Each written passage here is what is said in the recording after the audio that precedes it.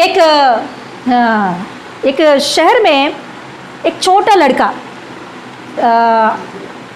9-10 साल का लड़का, वो लड़का एक बार एक शॉप में क्या मेडिकल स्टोर रहता है ना, मेडिकल शॉप, हाँ, दवा का दुकान, मेडिकल शॉप में जाकर एक प्रिस्क्रिप्शन होता है, उनके हाथ में एक पेपर होता है, उसके ऊपर कुछ दवाइयाँ लिखा होता है, 3 तरीक़ा की दवाइयाँ।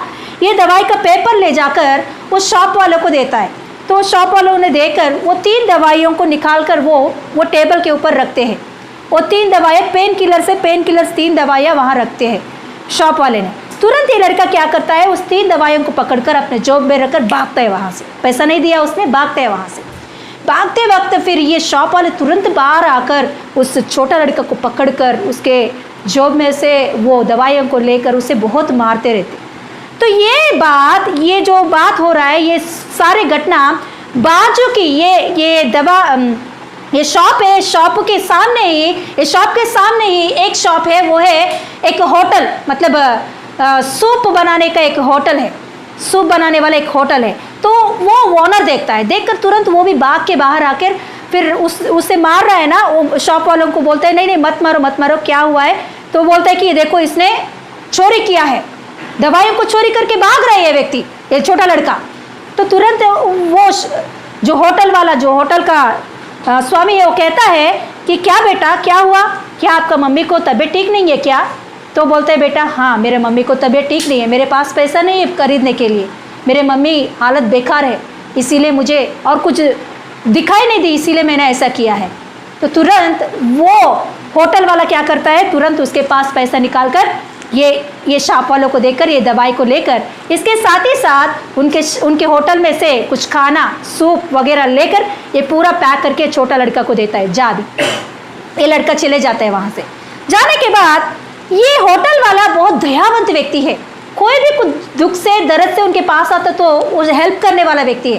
तो ऐसे एक व्यक्ति को क्या होता है कि उसकी एक बेटी भी होती है, उसका होटल अच्छे से चलता है। उस समय में अचानक इसका ब्रेन ट्यूमर होती है, मतलब उसका ब्रेन ब्लॉक हो जाता है, मतलब ब्रेन का ट्यूमर होने की वजह से वो तुरंत वहाँ से गिर जाता है, तुरंत उसे हॉस्पिटल में एडमिट करने के लिए ले जाता है। ये पूरा होने तक ये छोटा लड़का को हेल्प करने के बाद 30 साल के बाद में होगा। तो ये अभी हॉस्पिटल में ले जाने के बाद, हॉस्पिटल में दिखाने के बाद उसे पता चलता है कि ट्यूमर है।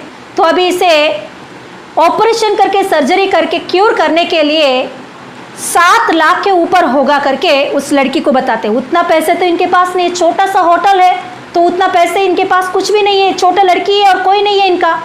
तो ये लड़की बहुत रोती है, अभी मैं क्या करूं इसका, अभी मेरे पापा का मैं क्या कर सकता हूं, मैं कुछ नहीं कर सकता हूं मेरे पापा के लिए, ऐसा वो रोती रहती है। तो 7 लाख के लिए उनका होटल बेचने के लिए वो रख देती है। तो जाके फिर हॉस्पिटल में बोलती है कि मैं बिल भर दूंगी, जल्दी से जल्दी मेरे पापा का ऑपरेशन शुरू कर दीजिए। तो फिर मेन डॉक्टर के पास जाके बात करती है। डॉक्टर बोलता है कि आप क्या करते हो, आपका पापा क्या करता है? तो बोलती है कि मेरा पापा का ऐसा एक होटल है, ऐसे जगह पे एक होटल है। तो डॉक्टर पूरा सुनता है, सुनने के बाद फिर उसके बाद में कहता है जाओ, मैं ऑपरेशन आपका पापा का कर देंगे। तो उसके बाद में पूरा ऑपरेशन करने के बाद उसे फिर से वो बिल भेजते हैं। वो बिल के ऊपर पेड करके लिखा होता है, मतलब पूरा भर दिया गया है, आपका बिल जो कुछ भी है वो भर दिया गया है। फिर ये लड़की के अंदर टेंशन आती है कि कौन भर दिया इसका, कौन भर दिया? तो नीचे एक बात वहां पड़ती है कि इसका जो कुछ भी बिल है, ये बिल है कि 3 पेन किलर्स, 3 दवाइयों का और उसके साथ ही साथ वेज का सूप दिया गया है, उसके वजह से पूरा बिल भर दिया गया है। Hallelujah, hallelujah. मतलब ये छोटा जो लड़का है वो ही अभी डॉक्टर बन के इनके साथ व्यवहार किया है। बहुत अच्छा ऑपरेशन हो जाता है और उसके पापा डिस्चार्ज होकर अच्छा से बाहर आते हैं। देखिए, जो 30 साल के पहले जो कुछ भी उसने किया दयावंत होकर, वो 30 साल के बाद में उसके पास फिर से लौट आया है। हालेलुया। आज दिन हम जो कुछ भी कर रहे हैं प्रभु के नाम से, जो कुछ भी कर रहे हैं हम लोग प्रभु की दया के साथ, वो सब कुछ फिर से हमारे पास आएगा। दया करो, फिर से वो दया हमारे पास आएगा। हालेलुया।